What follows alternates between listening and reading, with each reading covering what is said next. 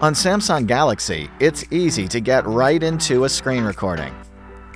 To start, open your Quick Settings panel.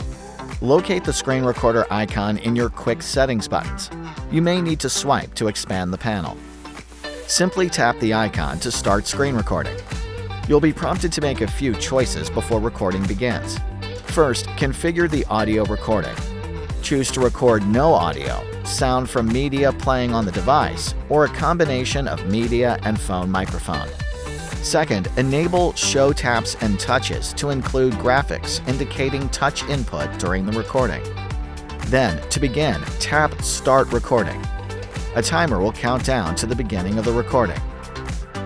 A small toolbar will appear in the upper right. Tap the icon to hide it, and back to the left to reveal it again as needed. It doesn't appear in the screen recording. Tap the pencil icon to annotate the recording. Tapping the selfie icon enables and disables the front-facing camera. Simply drag the window around to reposition it. Now, pause the recording if you need to, and tap Stop when you're done.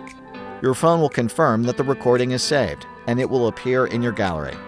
If you'd like more customization options, including where the phone saves the videos, open Settings.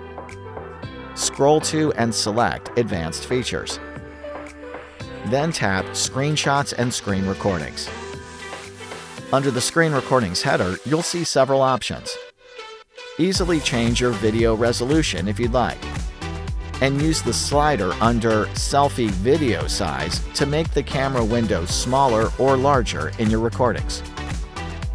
You can also change the save location for your screen recordings. And for Z Flip devices with Flex Mode, toggle this switch to only record the top screen in Flex Mode. This crops your screen recording to the active part of the screen. Use your Samsung Galaxy to create engaging screen recordings that will bring home those teachable moments.